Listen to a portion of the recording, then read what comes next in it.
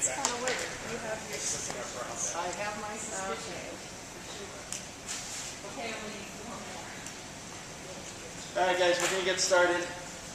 So we have the pleasure of, I think this is your third time here, right? It is, it's my third time. Angela's third I keep time coming back. presenting, which is awesome. We haven't scared her away yet, and we've actually got a little bit bigger crowd, which is even better. So you're going to talk about reputation management today. I can just read it right off the screen, which is awesome. So welcome, Angela Moore. Thanks. Thanks, Aaron. Well, I'm Angela Moore with 6 Degrees SEO and Mobile Marketing. And we're a full-service internet marketing and mobile marketing company, so we help people with all sorts of things. And in the last couple years, it became even more important for people to understand what their online reputation is. So it's kind of a new phrase, reputation management. What is that exactly? So basically, it's anytime somebody's talking about you online, you want to know what's going on. You want to know the good, the bad, and the ugly. So I don't know how to get rid of that little blue box up there, but if someone if someone knows how to get rid of the little blue box, otherwise we'll just leave it there. So in this day and age, what people say about your business can make or break your business. And you really want to get as great of a reputation online as you possibly can, because now people do their searches online before they do business with you. So it is, it's really critical. So has anyone in here done a search on a business before they've done business with them? Do you guys look up reviews and their reputation? And all the people in the business. Right, right, Who's right. working there? So who in here has put up reviews about a business they've done business with? Okay. Do you typically put up good reviews, bad reviews, or both? Both. You do both? Okay. So it's a lot more prevalent now for people to actually go up and put a bad review up. Because they're all worked up. You don't have to ask anyone to put up a bad review. They will gladly go do it if they've had a poor experience. They'll talk about it on Facebook, they'll talk about it on their other social networks. But for your good reviews, it's really important for you to try to solicit good reviews from your customers. And it really weighs into a lot of things. So we're going to cover how your reputation influences your search engine rankings, which some people don't even know that actually happens. Where your business needs to have a presence. So there's a lot of different sites out there. It's not just Google, so you want to make sure you're in all the right places. How to solicit reviews from your happy customers, and how to deal with negative reviews, and then a couple of other little tidbits. So why does this matter, right? Well, we know that your online reputation is important because it can be the deciding factor whether or not someone does business with you. When I'm looking for things now, I'll actually go and look, and if somebody's got a really bad reputation, I look at it a little bit different than some people. Because I know there's, number one, there's fake reviews out there on the internet. Yelp was actually sued because people's competition were putting up fake reviews about them. Okay, so I know how to kind of spot a fake review. It's pretty easy, but not everybody that's not comfortable online is going to really decipher that. So you kind of really got to pay attention there. So if you've got some negative reviews, that's okay. It just makes you human. None of us are perfect. And in the consumer's eyes, if you've just got nothing but 5 stars, great job, great job, great job, it almost looks fake. So if you've got a couple of 3 stars out there, even somebody that was really unhappy with you, it's okay, and you kind of got to learn to let that go. But the important thing is to make sure you're balancing that out with your positive reviews.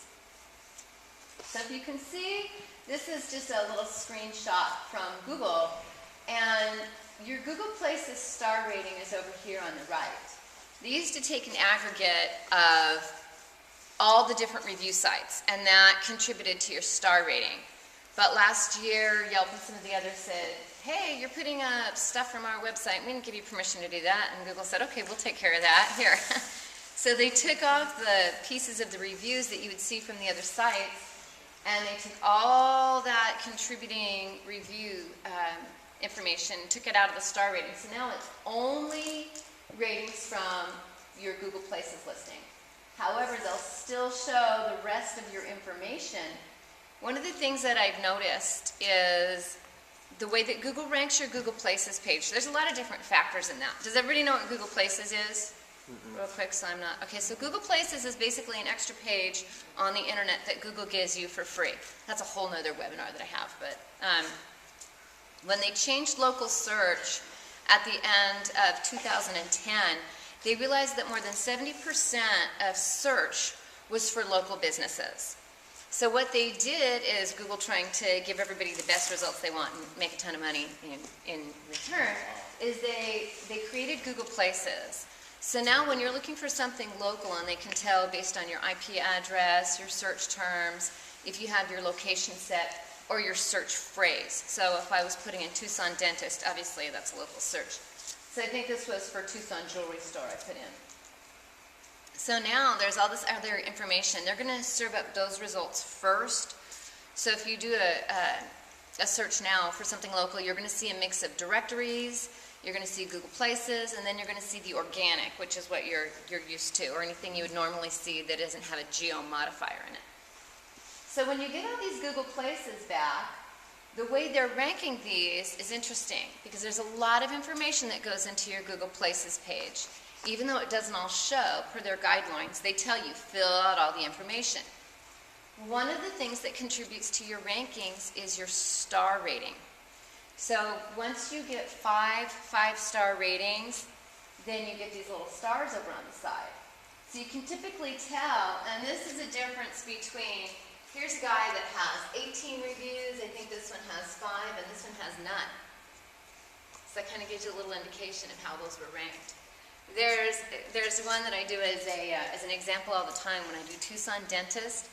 There's a guy that sits at the top who's got a ton of reviews, but he doesn't even have a website. And his Google Places page is ranked higher than these other two Tucson dentists. So that's incredible. The guy doesn't even have a website, but he's coming up #1 for Google Places simply because he's got his Places page a little bit better than anybody else. I also heard that, or read that Google Plus is really about ranking all your search. It's not really about social networking, it's about...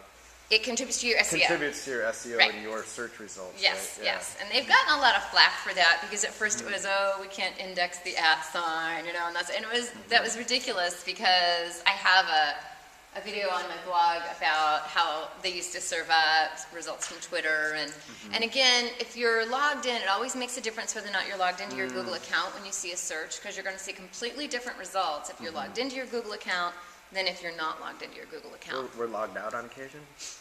I'm just kidding.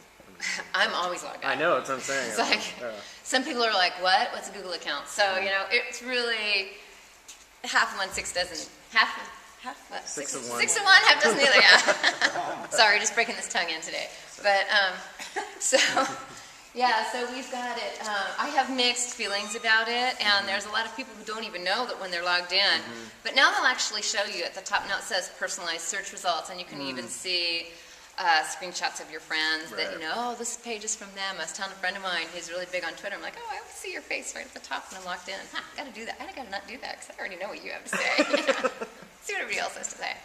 So, but what they started doing was, and they've changed this around, they'll continually change things, obviously, but they did a thing earlier in the year where when they were putting up the results, they would have, oh, here's the Google Plus page, and here's this, and you'd see 10 pages about the same company. That would drive me crazy. I want to see better results. So they've changed that back a little bit, so I don't see that as much as I used to, because really I don't want to see this much about one company. You know, just give me their information. I'll go there if I want to, but give me all the choices. So yeah, so Google Plus. Now they've changed that. So now when you're doing what they call Search Plus Your World, it will also include Twitter and the other social networks and Facebook and all that. So they've actually adjusted that a bit.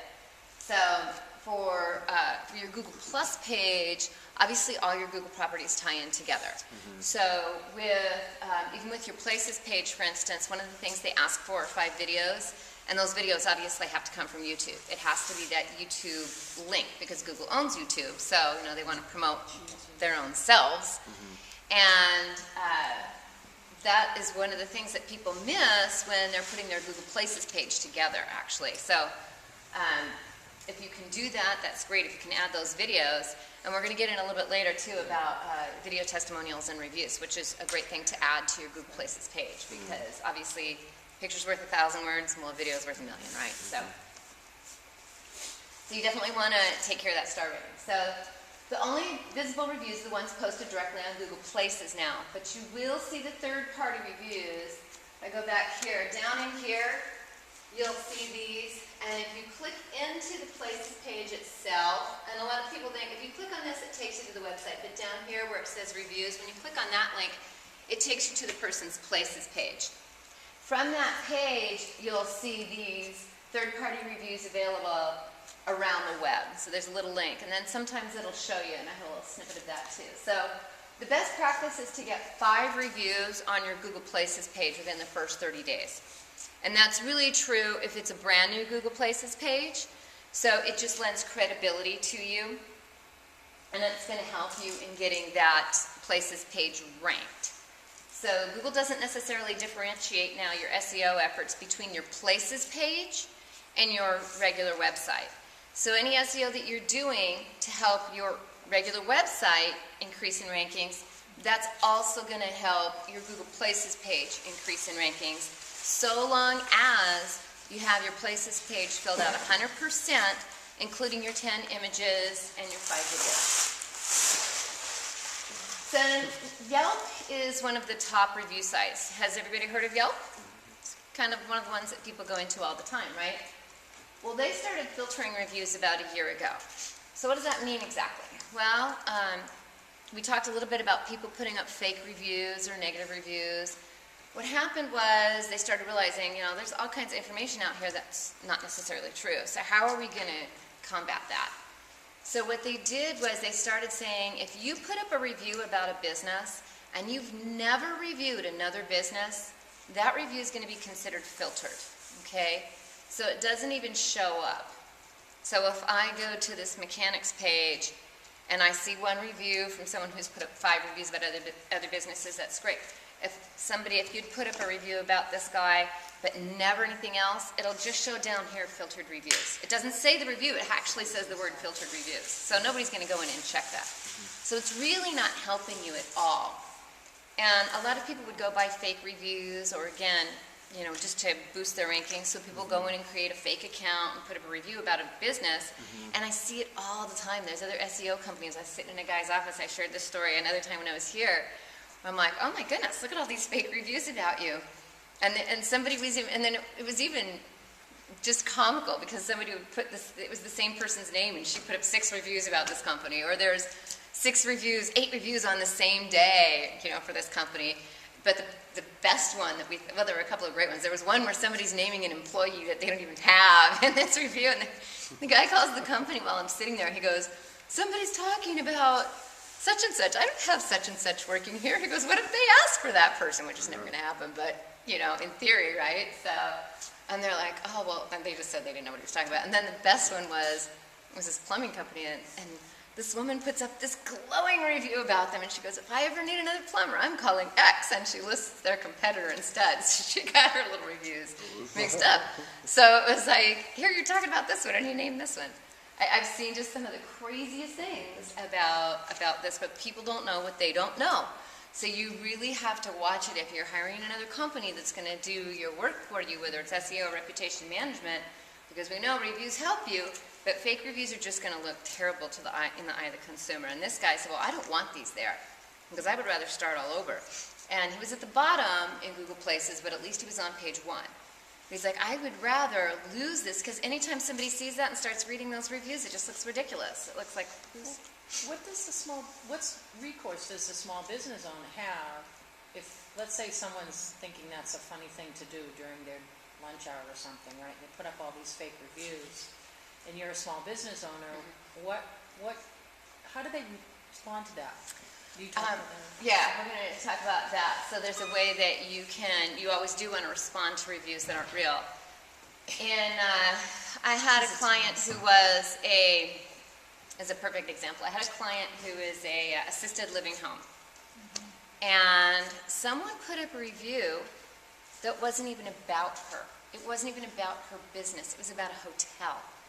But I don't know whether the person who reviewed her got the business wrong or whether Google attached it to the wrong place. But this guy is sitting here going, we had 2 rooms and they were horrible.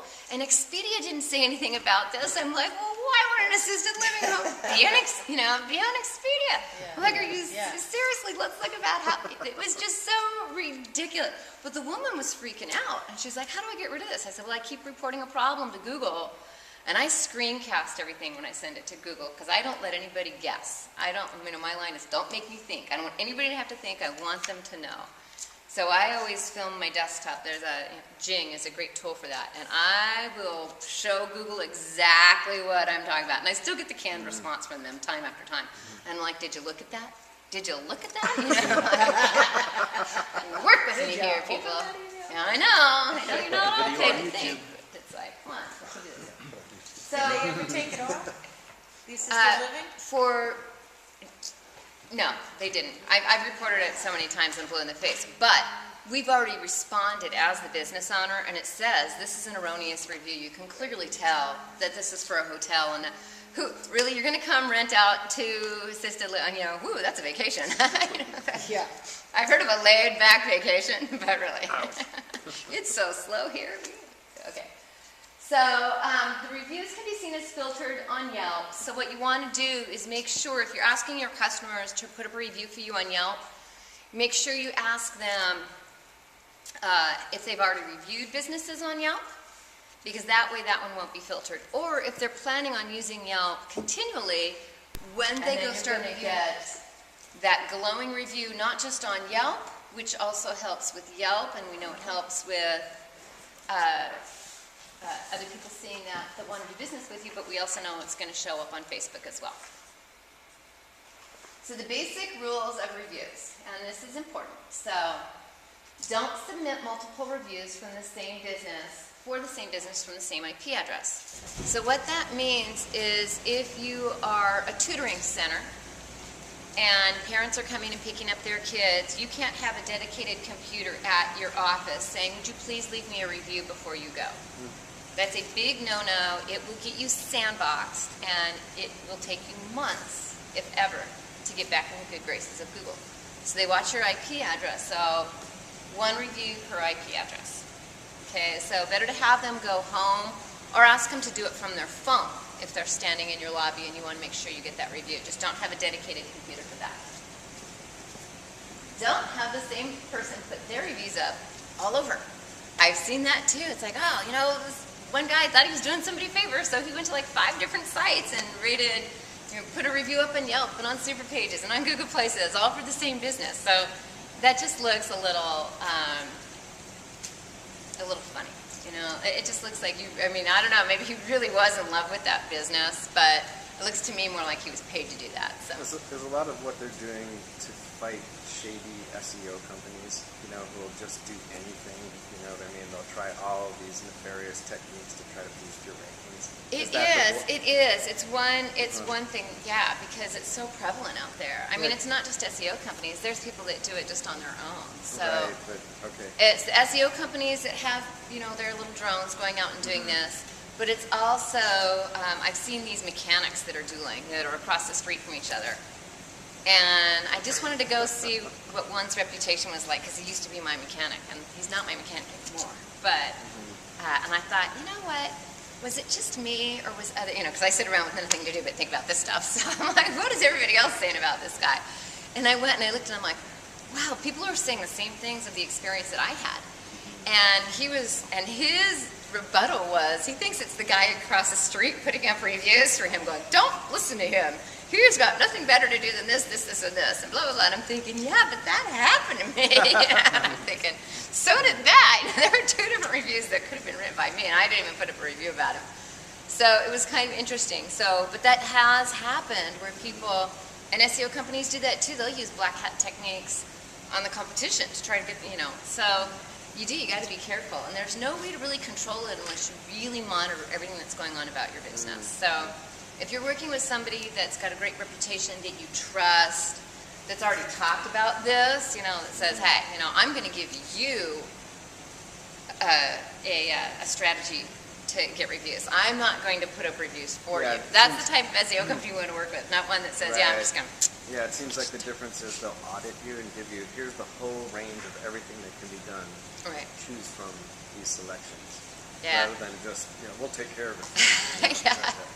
I've actually come across like 3 different people now, and I recognize this company because I've seen their tactics so many times. Like the little lady had them, and the plumber had them, and then this other guy had them. I'm like, oh, you don't even have to tell me who your other SEO company was. I already know now because I've seen the same pattern over and over and over again. And the little old lady was working with them too, and I'm like going, what are all, she goes, I don't know who those people are. And I'm thinking, they had her listed downtown, and she's up in Saddlebrook, and they did all kinds of ridiculous things. But so really just ask one of your customers to just put up 1 review for you. And then you don't want to submit a bunch of reviews on the same day, because that looks fake and phony too. So if you've just got 10 reviews up on the same day and they're not spread out, that's not going to look good for you either. Again, it just doesn't look natural. And then don't put up fake reviews. So if these rules aren't followed, you're definitely going to get penalized.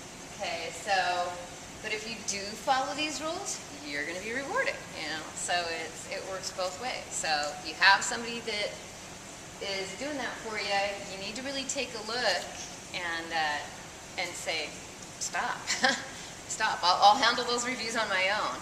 And the sad thing is, if somebody's done that for you, the process that they typically follow is they'll pay somebody to go put up these reviews, whether it's 50 cents, $1, whatever it is. People go in and they create fake accounts so that they can put up those reviews for you. They probably don't even know that information anymore, so they can't even go take those down. So you're going to be stuck with them, okay? And then your only other alternative, and this isn't even necessarily going to work, but you can cancel your account. So say you've got all these fake reviews on Yelp or Superpages. You can delete that account and try to start over, but those reviews are probably still going to come back and get attached to that account, okay? So just because you've deleted that account doesn't mean those reviews don't exist somewhere out there. And I've seen that happen in both good and bad ways, when I've had to create a new places page for people, and the reviews will eventually catch up to them. So it's hard to say whether you can really get rid of them or not. So it's just something you really want to take care of. Be proactive about it. So with your negative reviews, what you want to do is always respond to them. We know we can't please all the people all the time. It's impossible, So some people are going to like you, some people aren't. Some people are going to think it's the greatest Mexican restaurant in the world, and other people are just going to say, oh, I'll never go back. So all you can do is put up a response. So specifically, let's take a look at Google Places. If somebody does something that you don't like, if you know who the person is, based on their name, which you usually don't, but maybe they're talking about something pretty specific, you might even be able to call that person. But what you always want to do is respond as the owner. Even if you can't please that specific human being, it shows the rest of the world that you cared enough, okay? So if I'm in there looking at somebody's reviews, and there's 2 or 3 ones where there's people that are just, man, it was the worst experience of my life. But if I see the owner that said, hey, I am really sorry you had this experience. Tell me what I can do to make it better. Come back in and let me try again. And you can try a couple of different things. And again, that person may never respond. They may never go back to your Google Places. They may never see that review or that response that you put up. But everybody else will. And it gives you so much more credibility as a business to say, hey, I really do care. Because there's other ones out there going, nah, I don't care. Say whatever you want. I got enough customers. One's not going to hurt me. I've seen that attitude too. I'm thinking, how can this person not want to respond to these? I've seen, there was another plumbing company that had some negative reviews, and I was telling them, they're a former client, and I said, you guys got to take care of these. These are bad. These are really bad. And I would send my client, okay, here's another one that just came about. Well, they had put out a Groupon, and they made $60,000 from that Groupon. Huge. They got this one big deal. This one doctor wanted to make his whole office green, and big, big money. So they're like, we're going to go run another Groupon. Well, in between that time, they had gotten another bad review on Yelp. And Groupon said, you can't run a Groupon because your Yelp score is too low. Wow. That's pretty big. Now does Groupon and Yelp own each other? Nothing to do with each other. But if you're promoting a business, you want to make sure it's a reputable business. So can you imagine the flack that Groupon would get if all these people started saying, hey, I bought this and this was the worst? They don't need that, you know. They need some other help right now, but then they don't need any more problems. So it was, I can only imagine that guy having to tell his boss. I was like, I didn't want to be, I told you so, but it's like, yeah, you got to respond to these. The other thing is that this was a national chain, big corporate company, and they had a review for their office here in Tucson, but it was for an office in California. And we tried everything we could to get Yelp to take that down, and they wouldn't do it. We asked them over and over again. It's like, look, this office is in Tucson, and the guy even is talking about, and they're like, it's the same company. They didn't care. I mean, so Yelp just left it there. Nothing I could do about that one. So you never know what they're going to take care of and what they won't. You know? So typically the review sites they're free, so they're considered unsupported. So if you have a problem, you're going to have to really stay on top of that to get it fixed. Just if you send something in once, probably not going to happen. Probably going to got to stay on them over and over again. So try not to use a generic apology. There's another one that I've seen. We were putting a report together for someone for their online reputation. And there were a few negative responses, and they have a few places in town. And it was though somebody was copy and pasting that response in after every negative review, and it just looks the same. It's just this canned response. Oh, we're sorry you had, a bad experience. It was just very, very generic. So don't do that, because people are going to catch on to that too. So that doesn't even sound sincere. So try to put something up that really shows that you do care. So offer incentives to your customers and encourage them to put up reviews for your business. Now the review sites are going to tell you shouldn't do that. But in my experience, it's not that people don't want to help you, but it's not at the height of their priority list. Okay? They're going to do it when they get around to doing it. And honestly, you can only ask somebody to do it so many times before you kind of get on their nerves. So if you can say, hey, put up a review for us and enjoy this coupon for 10% off your next visit, or a Starbucks card, or X, whatever it is, figure out what that is, what you're able to do. Some places are regulated and can't, a doctor's office, an insurance company, things like that. So you're kind of stuck with those. But if you're allowed to, I think it's okay. That's my personal feeling on it. So, and it works. Okay, it works. What's the mechanism though to, in other words, they don't get the incentive until they do it? How do you, is that the way it works? I'm so glad you asked that question. We'll get to that just a second. Oh, okay. Yeah. So, yeah, we've got what they're going to have to do is actually show you that they did it, or you can go check, or, it can be a number of things. And I've got some resources that I send to my clients and say, here, send this to them specifically. We've got some optometrists that are saying something like or put a review up for us on Google Places, and then people can actually send you the link to that review. Okay, it actually creates its own unique URL. Do you recommend Yelp only or Google only? No. There's several, and I've got that covered here too. So I'm so glad you asked that question, Brendan. Well, we worked it out before. You guys are sharp today. Making sure I brought my A game. Okay. All right. No slipping on the job for me. All right. So where does your business need to be listed? There are different types of directory and review sites. There are what are called local business listings, which are Google Places, the Bing Business Portal, Yahoo Local, anything that gives a larger amount of information about you that you can add things to and show that you're a local business wherever you are. Those are local business listings. Then there's thousands of directories out there that aren't review sites per se. And by getting listed in these directories, it gives a backlink to your website, and maybe some of these directories are ranked, and there's a way to tell which ones are really going to be the best for you. You don't have to go hunt down all 4,000 of these. So these are some of the ones I recommend. But one of the things that you need to do, it's called a citation. So when you put in your information in any of these local business sites or review sites or directory sites, it's your name, address, and phone number, and that creates online what's called your citation. And you want your citation to be consistent every single place on the internet because it lends credibility in your eyes to Google. So in their zealous effort to combat spam and all the scammers out there and everything, if you're a local business, they're going to make you prove it. So one of the ways they make you prove that is how many times do they see your same exact information all over the internet?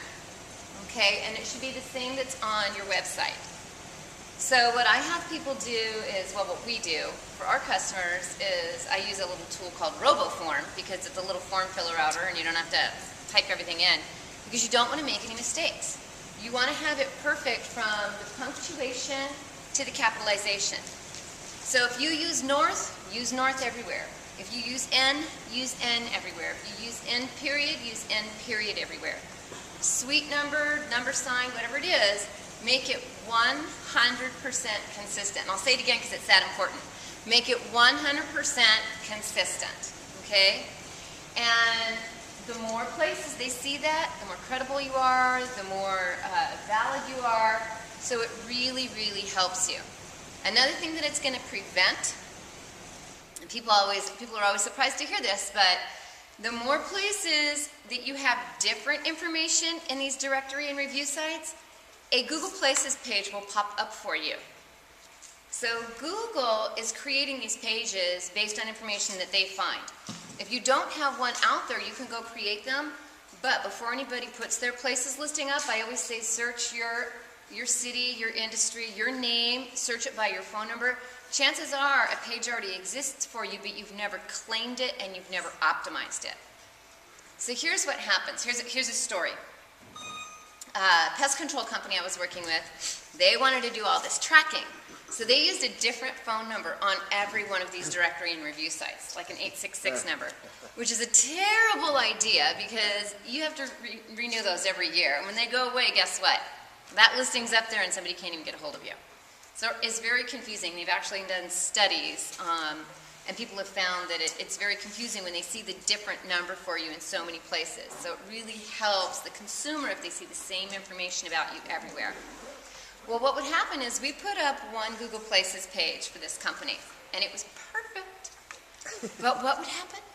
Another one would pop up. Well, what's the problem with that? It's against Google's policy guidelines. So you get in trouble. And what happens? Your Places page takes a hit. Okay? So the only thing you can do is go in and claim that new listing. Then you got to wait to verify it. Sometimes you can still do it with a phone call, and sometimes you have to wait for a postcard. Then once you verify it, then you have to go in and delete it. Twice. And it is all because of the different phone numbers? Yes, different phone numbers will do it for you, different addresses will do it for you, different information. All they had was a different phone number. Now, there were a couple of times where they had two different addresses as well, one for their billing address and one for their actual address. Right. But now Google Places has said if you are a business, this came out recently, that goes to people as opposed to people coming to you, they don't want you to even add your address now. Because now you're not considered so much of a local brick and mortar business where people are coming to do business with you, but you're going out to them. So, which is good because a lot of SEO people were just putting everybody in, and no, everybody comes to me because they thought it would help with their listings.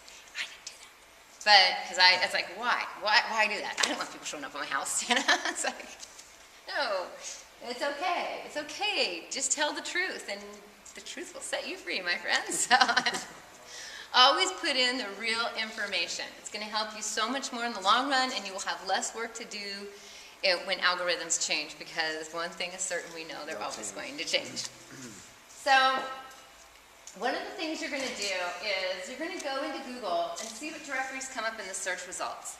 So for instance, if you are a chiropractor, and we put in Tucson chiropractor, we want to look at the results on the first 3 pages of Google. This is what I tell people. Look at the results on the first 3 pages and see what directories come up.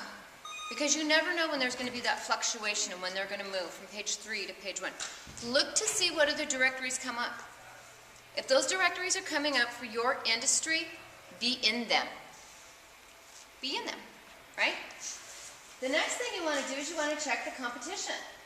So when I was talking about how it said more reviews from around the web, this is what that little link looks like. More reviews, and then it tells you how many, and then right underneath that, it tells you some right here. So this one was for, I think this was for a dermatologist. So we've got some here, we've got Dr. Google, we've got Judy's book, we've got Dex Knows, Yahoo over there. So you want to look at the competition. Go into their Google Places listing and see how many places they have reviews.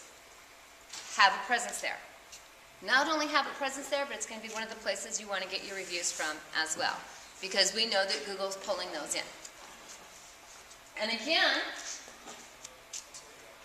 just in case you missed it the last time around, be sure that everything is consistent across all of your properties. So you can also, there's a spot when you're filling out your Google Places page, and they changed it recently when they put the review button at the top, but there's a spot in there for additional details, and even though that isn't shown to the consumer, if you have reviews or if you have directory listings in some of these other sites, you can put that in those additional details. It can say, check out our reviews at Superpages, and then put your specific URL to Superpages right in there. And even though the consumer can't see it, Google does. Okay, so now they know you've got reviews on Superpages, and that'll help them find those and attach those to your listings. Okay, and you can put up to like 20 additional details. So even though there's only 2 boxes there, you can always add more. So don't be afraid to tell Google where those are. So how do you get your reviews? Well, be good, right? So earn your reviews.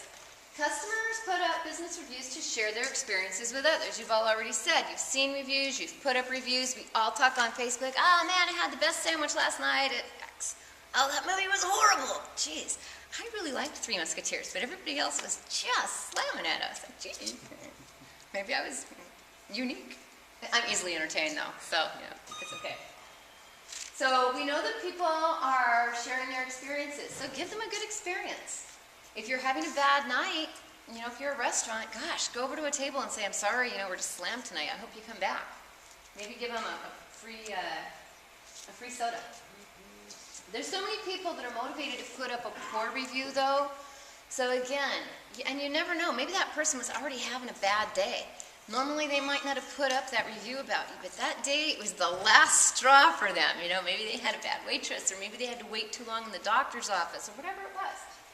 So you just really want to monitor that. You want to give people the best experience you can, and watch things, right? I remember seeing, I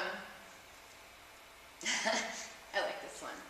There was somebody I was going to see in town at a hotel, and I was taking that. I said, when I went to your Google Places page, the first thing I saw there was cockroaches in the restaurant. That's the very first review I see about you.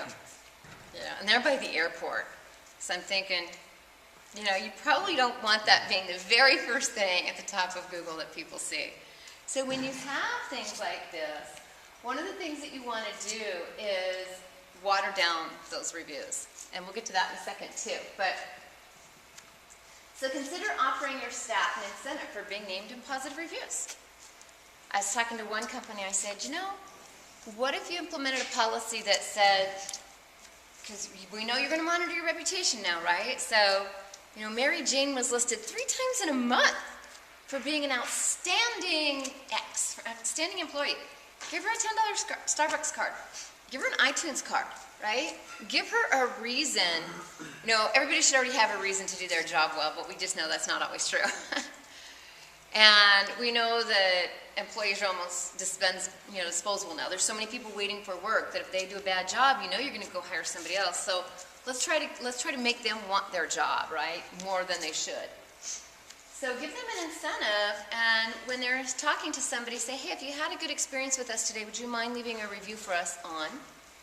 And then each person could have their own, one's going to say Superpages, one's going to say Yelp, one's going to say Google Places. Ask your customers to leave a review regarding their experience. So it can be somebody that's at the front desk. You can have a sign sitting at your front desk that says that. One of my clients has that.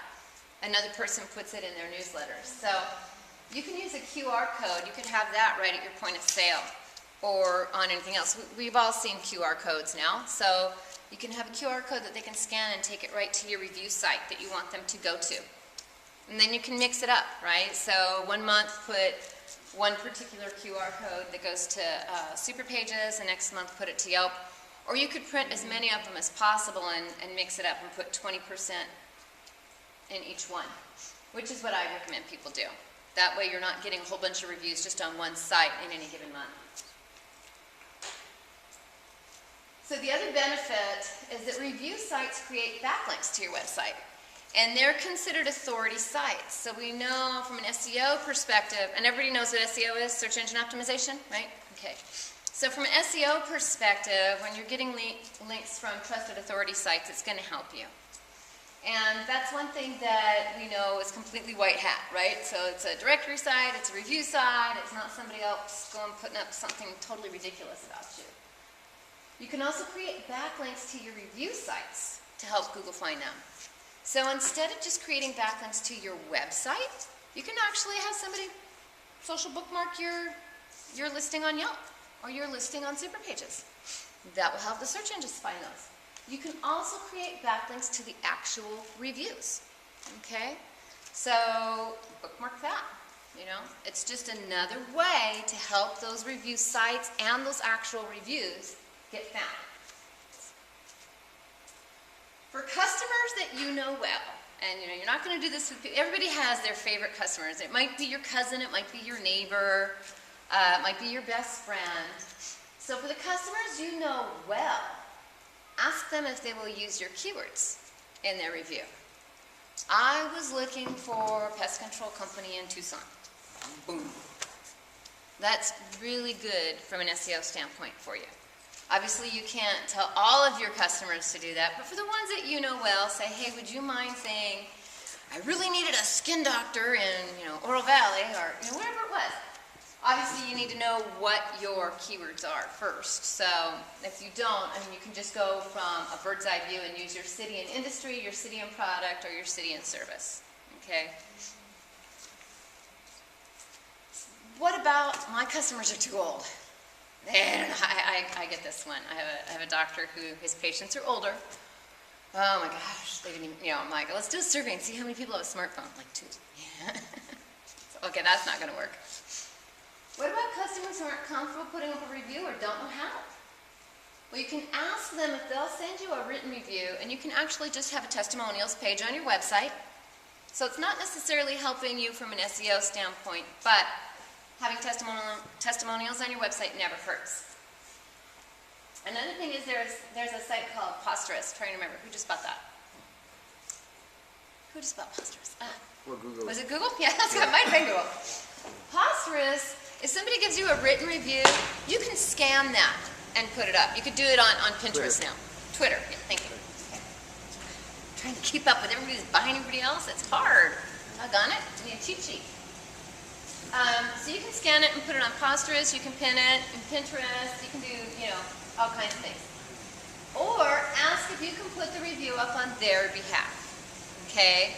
Now, these have to be real reviews, and you're going to have to go in and create an account for them as well. I had to do this for this doctor. This woman really wanted to give him a review, but I think turning on the computer was going to be an issue for her. So, and they're like, really? Some people are really surprised to do that, but when you're really talking about certain pieces of the population, there's going to be people that don't know how to do that. So, and I've even screencasted it and given it to them. Here's how you put a review on Google, and people, but still will have problems. So they will let you create an account for that person. You can do that, but again, then you're running into, are you putting it up from the same IP address? So the only thing you can do there is if you want to use a proxy, and then create that account, and then put that review up for that person. Okay? That's the one way you can do it. But again, please no fake reviews. Make sure they're real. Another thing you can do is you can add these little icons to your website. And have people, when they come to your website, they'll see this. And you don't have to use them all. This particular company, you can put like 3 or 4 on there. You can put 16 on there, which I think is a little overkill. And this will sit, like if you've got a WordPress site, you can just stick it right over in a widget, and then somebody can land on your site. You can send them straight to your site and, hey, pick the directory of your choice. I've got a directory to serve everyone, whatever your favorite is. Here's an example of something you could give to one of your customers to get that review. So when we were talking about the incentives, so here's, go to Yelp and search for this. And this is something you could mail. It's something you could put in an email, or it's something you can have sitting at your point of sale. So this will be one way. You can ask customers if they'll give you a video testimonial for YouTube. Huge, huge if people are willing to give you video testimonials. Number one, you're going to put it to your YouTube account. Okay, so that's going to keep your YouTube channel fresh. Just like I was saying how you can backlink, everybody's familiar with backlinking is what mainly SEO is about. Backlink your YouTube channel. Backlink the videos that are on your YouTube channel. Put the testimonial up, or you could be talking and then you can even go in and respond and put a video response up. Hey, thanks so much for that great testimonial. We really appreciate it. You can add them to your website. You can put 5 videos on your Google Places listing, and I recommend you do put all 5. And I'll just sidestep for a second why these are so important. For your Google Places video, Google Places doesn't care if your videos are optimized, but it does help optimize your Google Places listing. If you're going to go to the trouble of making videos, I highly recommend you create optimized videos, right? So Google now listens to your videos and they rank them based on text-to-speech. If you guys were here I know you were, for my presentation on video. So they listen, and if you know the videos that you can, the keywords that you can rank for, put a video in and use that. So again, when we were talking about your close friends that are willing to give you a review, they might put a review up, but then they might also do a video one too. That's okay. So again, you get 5 videos to put there. Submit to the other video sharing sites. Again, it just adds another backlink. Every time you put a video up on YouTube or any of the other video sharing sites, you're going to have some secret sauce now, because I'm going to tell you a trick is you're going to add your citation at the end of every description. And what's our citation? Name, address, and phone number, right? So first you have your website. You're going to lead off with your URL, always HTTP because you want to make it clickable. Here's the description of your video. At the bottom of that, name, address, phone number. That's another citation for you, okay? Just like in the directory sites. Very powerful. Oh, and we know that YouTube is owned by who? Google. So are they going to like that? You betcha. So you're going to submit them to the other video sharing sites as well. And then again, you can create backlinks to your channels and to those specific videos. All right, everybody's favorite now. What do we do about those negative reviews? Well, we can go cry. No, that's not going to help us. We can go set their house on fire. That's not going to help us either, right? So what do we do? So you need to respond quickly, okay? The faster you can respond to these negative reviews, the better it is for you in the consumer's eyes. So put up something from the owner. I'm really sorry you had this experience. What can I do to make it up to you? Now, again, they may never say anything, but at least everybody else will see that. One thing you do not want to do is engage in a battle. Don't put your armor on and go out, or with your lightsaber and best person. No. One response. If they come back with something else, leave them alone. You are not going to make that person happy. So the last thing you need is to have somebody else see how aggressive you are. So leave it alone. If you can't have a negative review removed, unless there's some racial tones or hatred in there. Otherwise, you're stuck with it. Live with it. Move on. Don't let it eat at you, right? I had a guy who was constantly giving me a thumbs down on my videos. It was driving me crazy. Every video. And I knew it had to be somebody that subscribed to my channel. And I was like, who's doing this? Is he another SEO person? Why can't I make him happy? It was just killing me, you know? And I was like, who's doing it? And then so finally I decided I'm just going to try to find him. And I'm going to go through and I'm going to look through subscriber base. And then YouTube changed their analytics. Oh, it was like a happy day for me. It actually showed me where in the country, well, where in the world the bad review was coming from, and it was from somebody in the UK.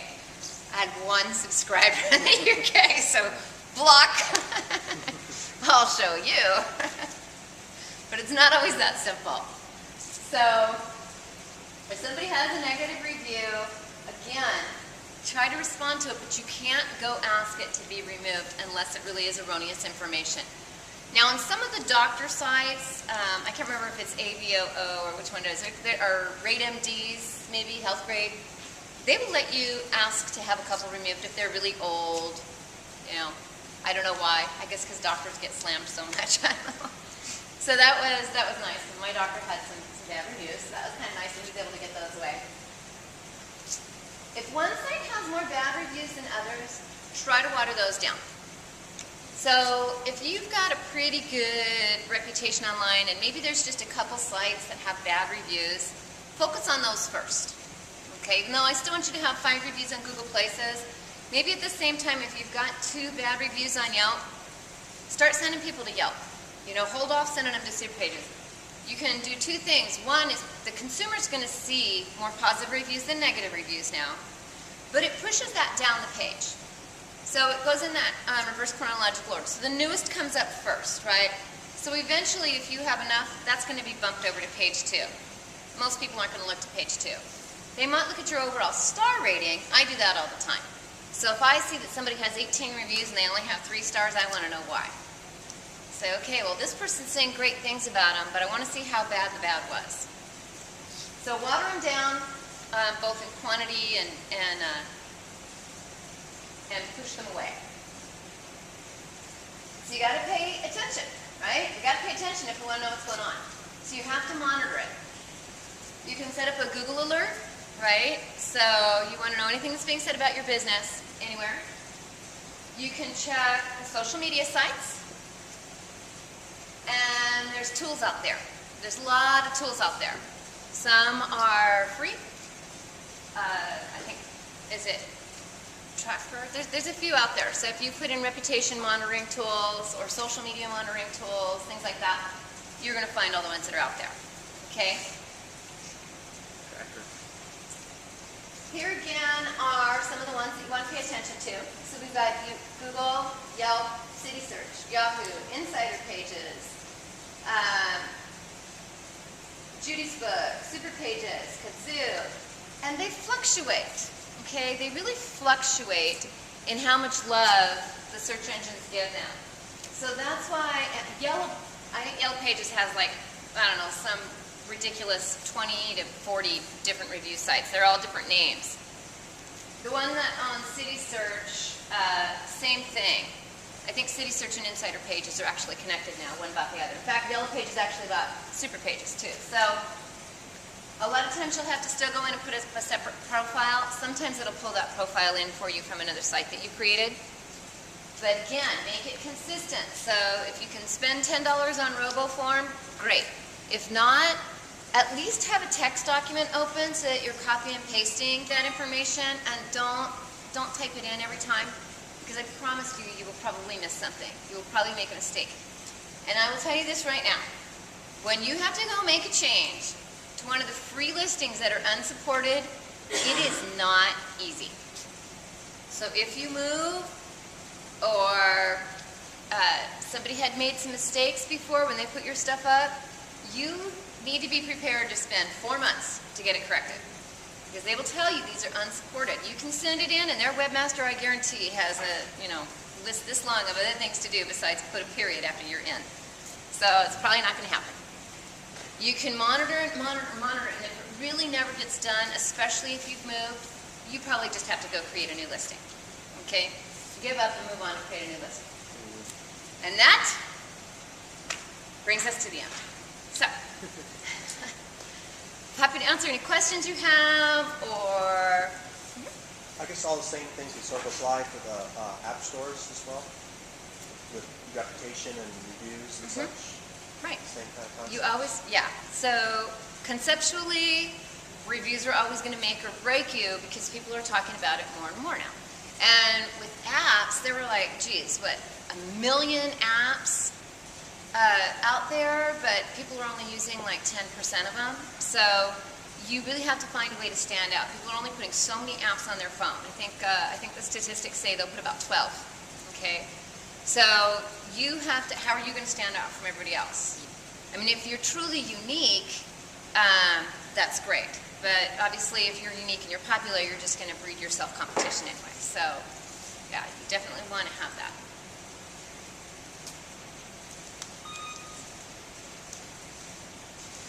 All right.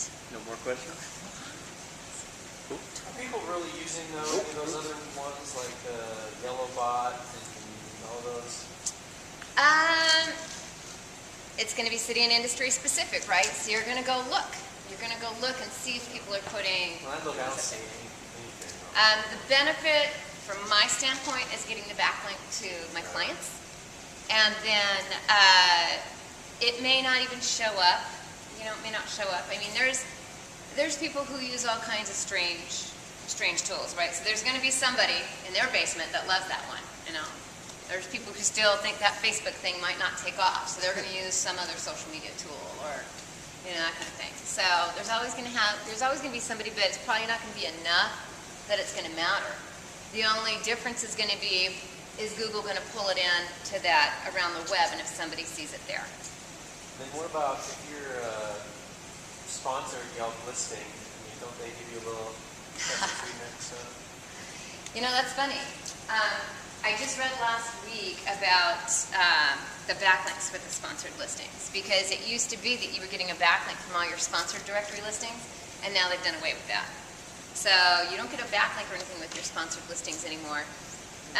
You know, you're sitting over there on the side. Does it help you? How many consumers I'm are talking about clicking? like in Yelp, though, especially, you know. So, you're on Yelp.com with sponsored listing. so you mean to get a... Like if someone writes a bad review and stuff, they seem to have a little more leeway to get it taken off, don't they? Or they get more attention. Oh, if they do that, they'd be in a huge lawsuit.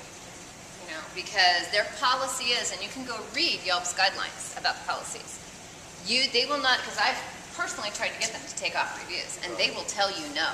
And if you have a sponsored listing and you threaten to take your sponsored listing off, are you a big fish in a little pond, or are you a little fish in a big pond, right? Somebody else is going to be taking that spot. And if they do that for you and they find out, that would be a big nightmare for them. So only if it's erroneous information, okay? So if it's really wrong, then you've got a good shot at it. But if it's just, I didn't like their product, I didn't like the service, no. Now if it's correcting information, you might have a shot. But let's say it is an erroneous review, and you're just a business who's on Yelp versus a sponsored listing on Yelp. Aren't you probably going to get taken off like a month sooner, though, right?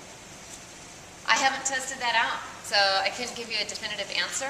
But if you have a sponsored listing, at least you have somebody you can talk to, because that salesman wants his commission from you. So he would be your best bet to try to help facilitate getting that corrected. Yeah, I mean, my main experience is having competitors that are sponsored listings on there that seem to, like, the negative reviews seem to disappear real fast. I mean, I don't know. Well, it's possible that they have, you know, they've got some good people in their corner. So, I mean, I would definitely want to test that. If it was just negative and it went away, that's going to be a problem for Yelp. If it's erroneous and they're getting it taken care of, I think that's okay. It's like, if you're going to spend money with me, I mean, that's just the nature of industry in general. You know, you spend money with me, I'm going to be better to you. Right. So, you know, that's you know. Everybody does it with their own clients. You don't want to lose your clients. So, and I guarantee if that salesman is making money out of it, that guy's going to be, hey, got a bad order. How many times can you do that? How many times is there really erroneous information? It's like, over and over again, I keep getting this bad review. So maybe they're able to say, yeah, it keeps coming from the same place. Or, you know, it could be something like that. Or they're able to prove something. Or maybe they're willing to go in and investigate it a little bit more. Because Yelp's been sued before, so I'm sure they don't want to go through that again. Keep them on their toes. You see shit with social network reviews are getting served up by the review sites based on your, because you said go to Yelp or these sites, just log into the Facebook account, or where reviews from your friends are bubbling up to the top first, you can do those ones. Because I would care what Aaron says about some restaurant and I use some strangers. Right, right. It depends on if you're logged into your accounts, right? So if you're in Google and you're looking for a Mexican restaurant, or if you're logged into your Google account and you're looking for a Mexican restaurant in Tucson, then yes, you're going to see anything that somebody in your networks, as long as your email address is the same. For instance, for me, my Google account is associated with my business email. My Facebook, my personal Facebook profile has my personal email. So I'm not going to get anything that anybody has said on my personal page in my results, okay? So number one is that your email has to be consistent among all your properties to match your Google account, right? And now Google has changed that. You can't use, like, I'm Angela at 6degreesseo.com. When I go to set up a Google account for someone now, I have to use a Gmail. So they just recently changed that. Didn't used to be that way. It used to be that you could use another address. Now you can't. So now, if you're logged in, you will see that. And then for Yelp and Facebook, it just depends on how far down it is in the timeline, right? So, you know, whenever they put that up, if you happen to be there that day, then you're going to see it, or at that time, or if you go to their page, then you'll see it. But it depends on how many friends you have, how many connections you have, and like that. I know, but if nobody's really, like, if I go to Yelp, nobody's really serving those up on purpose first.